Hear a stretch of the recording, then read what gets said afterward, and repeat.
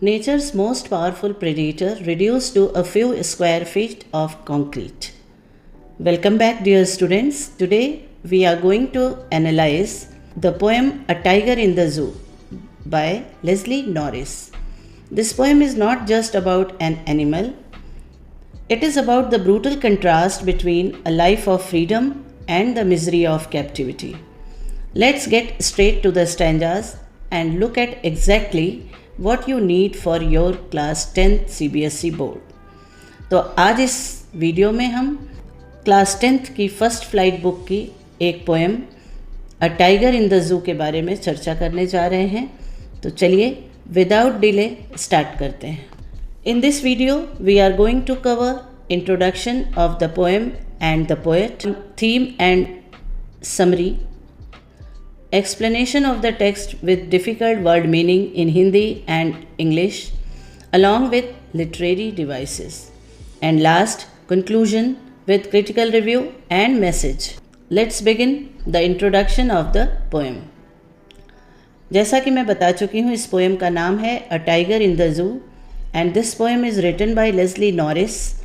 और core theme इस poem की है एगोनी ऑफ कैप्टिविटी, मतलब कैप्टिविटी या कैद की क्या कंडीशन होती है, कैद का क्या दुख होता है, कैद में जेल में रहने का क्या फीलिंग होती है, और बाहर जो आज़ादी के माहौल में जो रहते हैं उनकी कैसी फीलिंग होती है. तो एक एनिमल के माध्यम से हम ये बताने जा रहे हैं, क्योंकि हम अपने एंटरटेनमेंट के लिए कई बार एनिमल्स को, बर्ड्स को पिंजरे में रखते हैं. तो पोएट इस पोएम के माध्यम से ये भी बताना चाह रहे हैं कि animals do have their feelings, they also feel bad when they are caged. और इस पोएम के माध्यम से ये बताना चाहते हैं, लोगों को ये रियलाइज़ कराना चाहते हैं पोएट कि जब भी कोई केज्ड एनिमल होता है तो उसका इमोशनल स्टेट ऑफ माइंड क्या होता है as compare to the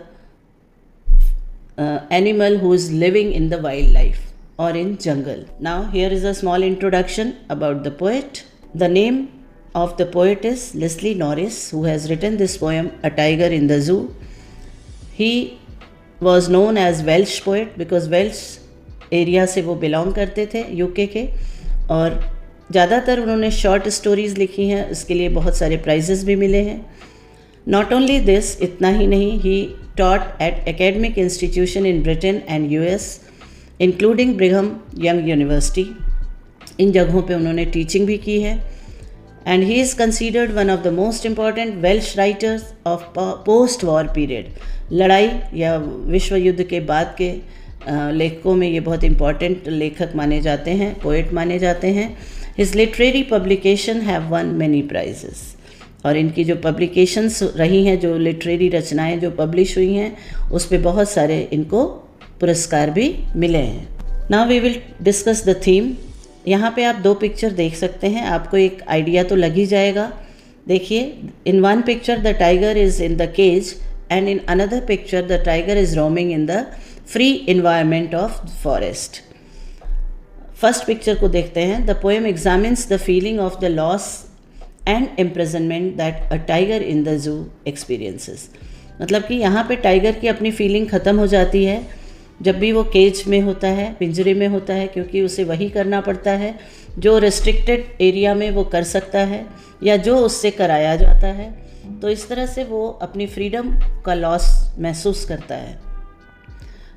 end the constraint life it is forced to live in captivity. Constraint मतलब लिमिटेड एरिया, लिमिटेड लाइफ उसे जीनी पड़ती है जो कैद में अवेलेबल, जो जितना होता है वही उसे करना पड़ता है. ऑन द अदर हैंड, जब हम इसे कंपेयर करें बिटवीन वाइल्ड लाइफ्स फ्रीडम, जो जंगल के जानवर होते हैं, and their lifes in captivity, वही जानवर जब केज में आ जाते हैं. देखिए, वही टाइगर बाहर कैसे दिख रहा है और जब केज में है तो उसकी मेंटल स्टेट क्या हो जाती है.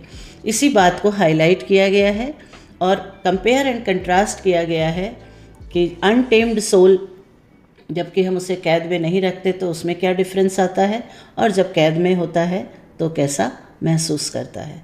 ओवरऑल कहने का ये मतलब है कि Animals do have their own feelings. They also feel bad when they are caged, when they are imprisoned, and they feel happy when they are free. They live in their natural surroundings. Here is the summary. The poet narrates a tiger's erstwhile life in jungle. मतलब कितना जंगल में विचरण करता है tiger बहुत free होके. When he was free animal and now when he is caged in the zoo. तो poet जो है दोनों सिचुएशन को बता रहा है. The poem begins by describing the physical feature of the tiger which is kept in a little cage. तो यहाँ पे टाइगर के फिजिकल फीचर के बारे में बताया जा रहा है जो कि पिंजरे में है. The poet then goes on to describe how a tiger's life would have been if he was in the jungle. और साथ में पोएट ये भी कह रहा है कि यही टाइगर की लाइफ जंगल में होता तो कैसी डिफरेंट होती. Now the poem begins. Stanza 1 में केज का डिस्क्रिप्शन किया जा रहा है जिसमें टाइगर है. Because poem starts with that only. He stalks in his vivid stripes the few steps of his cage on pads of velvet quiet in his quiet rays. यहाँ पे सबसे पहले डिफ़िकल्ट वर्ड देख लीजिए. स्टॉक्स मतलब होता है follow. Vivid means bright colour. Pads paws of tiger. Rage anger. अब यहाँ पे ये कह रहे हैं कि टाइगर जिसके बॉडी में स्ट्राइप्स होते हैं, ब्राइट स्ट्राइप्स होते हैं कि क्योंकि टाइगर का जो एक्सटर्नल अपीयरेंस ऐसा ही होता है.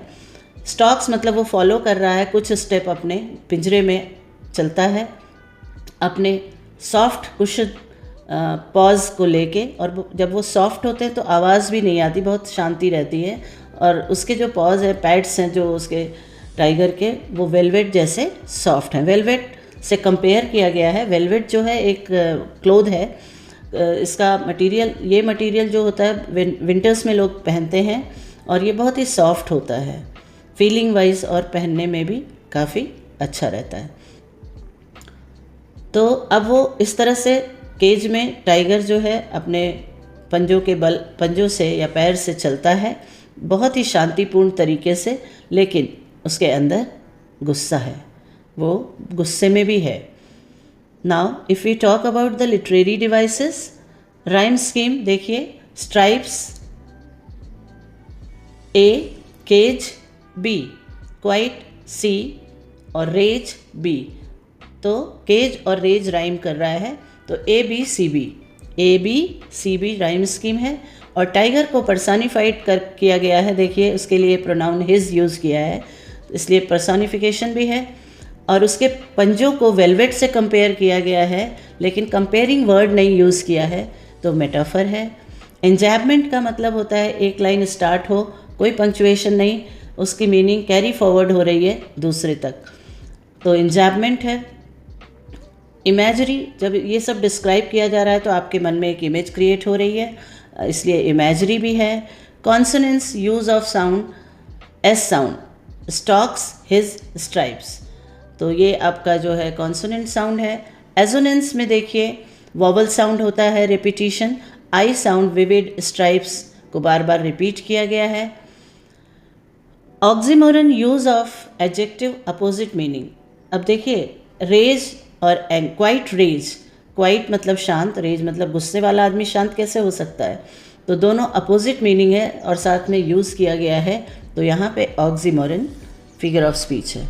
सेकेंड स्टैंजा में नेचुरल हैबिटेट इमेजिन किया जा रहा है कि वो टाइगर अगर उसमें होता तो कैसे होता.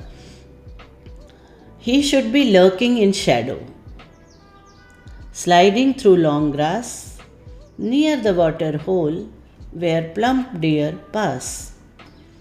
अगर ये टाइगर जो केज में है, अगर ये इसको बाहर जंगल में छोड़ दिया जाता तो वो इसका कैसा बिहेवियर होता ये बताया जा रहा है. आप इमेजिन कर सकते हैं कि या तो वो शैडो में छुपा होता, बड़ी बड़ी घास के शैडो में. लर्किंग का मतलब होता है छुप के किसी का वेट करना, मतलब शिकार का इंतज़ार करना. क्योंकि टाइगर सामने से शिकार करेगा तो कोई आएगा ही नहीं ना, तो टाइगर को छुपना पड़ता है. उसे देख के लोग डर जाते हैं, तो उसके सामने कोई आएगा नहीं तो कैसे खाएगा, इसलिए टाइगर को छुपना पड़ता है लंबी घास के पीछे जहाँ पे. और वो ऐसी जगह देखता है कि जहाँ पे जानवरों का आना पॉसिबल हो.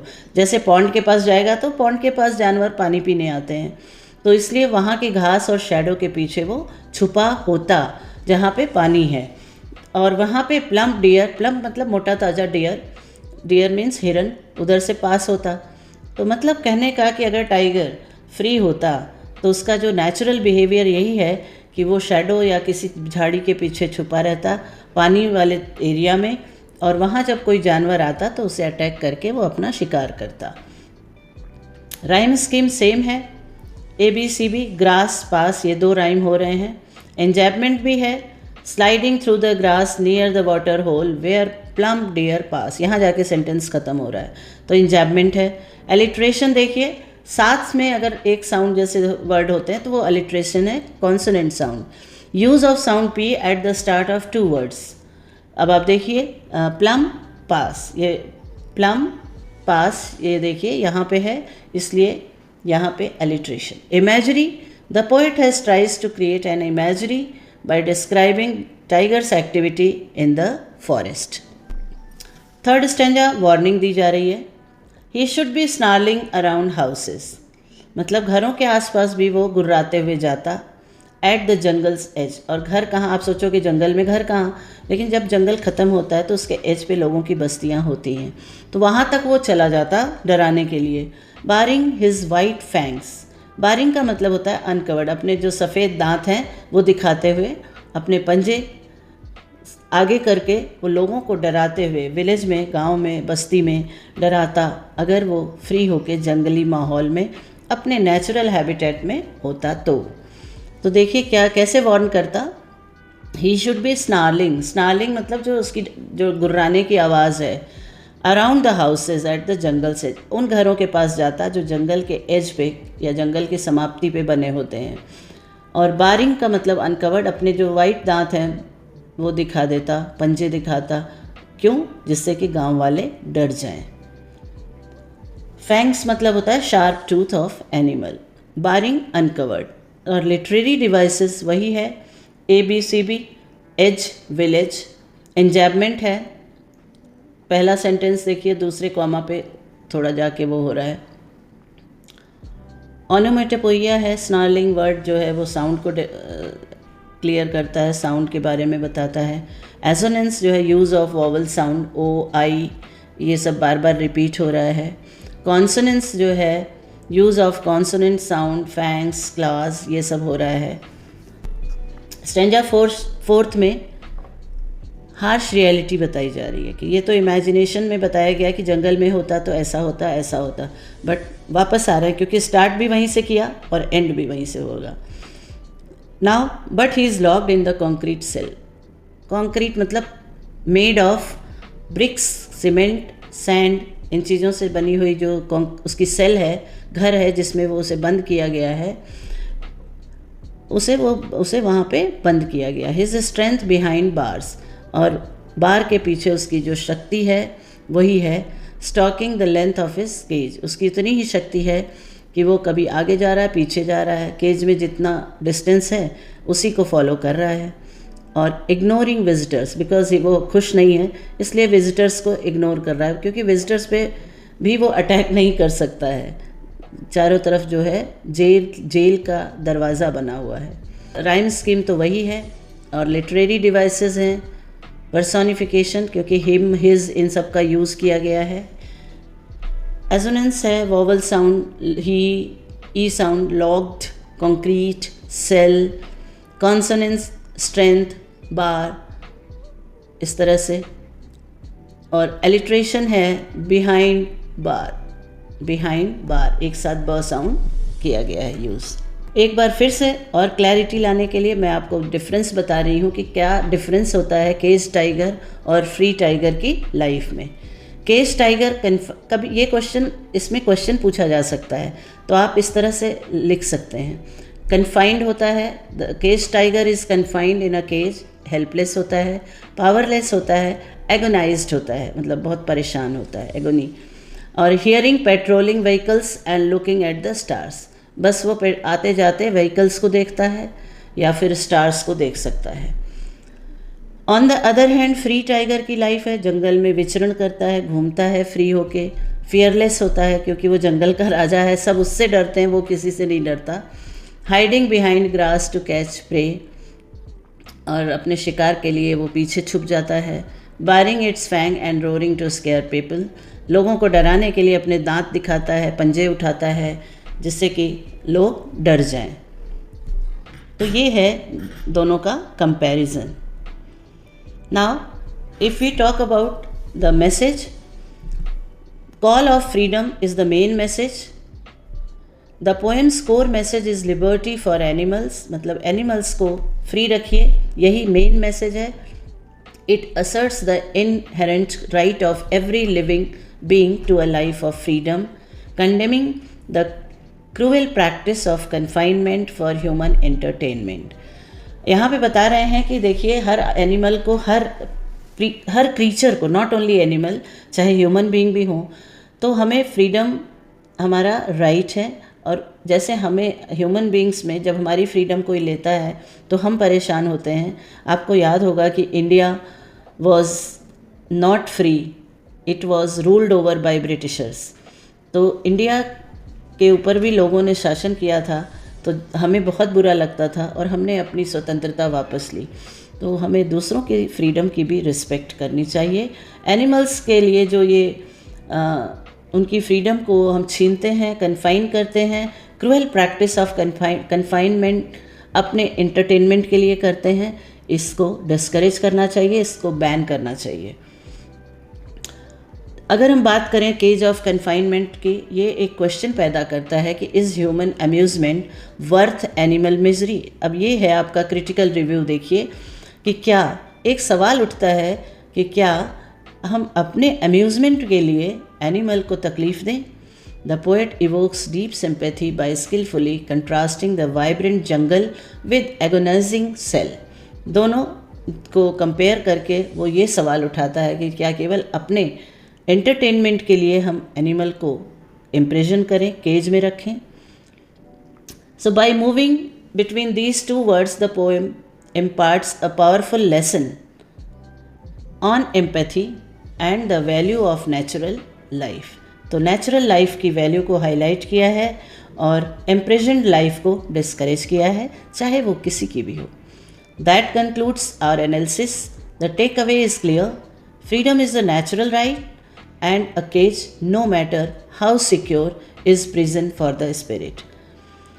सो in the comments tell me if you believe zoos actually help in the conservation or if they are purely unethical. Don't forget to like, subscribe if this helped your preparation. I'll see you in the next lesson.